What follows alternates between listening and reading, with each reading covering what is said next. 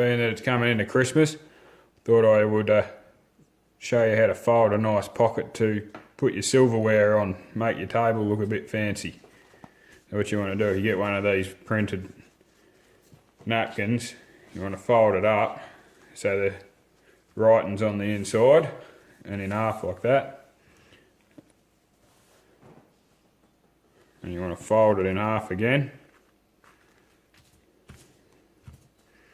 And take the corner here that's left open, fold it down to there diagonal. And you want to flip it over like that.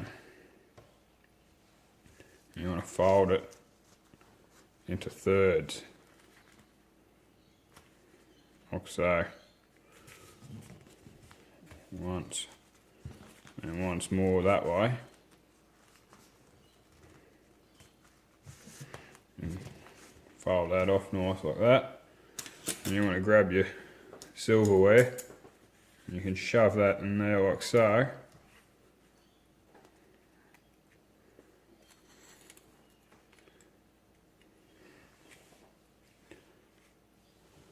That's pretty fancy.